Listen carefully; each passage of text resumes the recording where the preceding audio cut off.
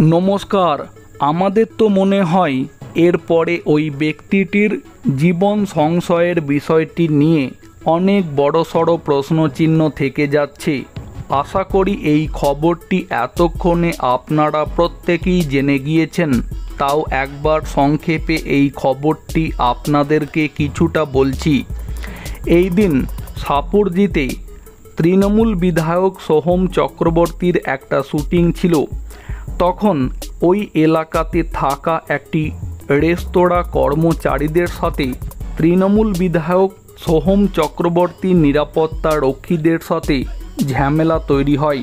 ঝামেলা এতটাই চূড়ান্ত পর্যায়ে পৌঁছায় যে তৃণমূল বিধায়ক সোহম চক্রবর্তীর সাথে রেস্তোরাঁ মালিক আলমের মধ্যে ঝামেলা বেঁধে যায়।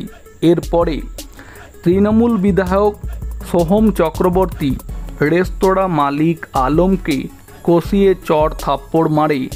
এই ঘটনার কারণ জানাতে গিয়ে তৃণমূল বিধায়ক সোহম চক্রবর্তী যেটা জানাচ্ছে তা হলো রেস্তোরাঁ মালিক আলম নাকি তাকে মানে তৃণমূল বিধায়ক সোহম চক্রবর্তী এবং তার দলনেতা অভিষেক বন্দ্যোপাধ্যায়কে নাকি গালিগালাজ করেছে। তাই সোহম চক্রবর্তী রাগ সামলাতে না পেরে রেস্তোরাঁ মালিক আলমকে কষিয়ে চড় থাপ্পড় মেরেছে। এরপর যা ঘটার ঠিক সেটাই ঘটল। পশ্চিমবঙ্গ পুলিশ শাসক দল তৃণমূলের কতটা অনুগত বাধ্য সেটা তো আপনারা প্রত্যেকেই জানেন।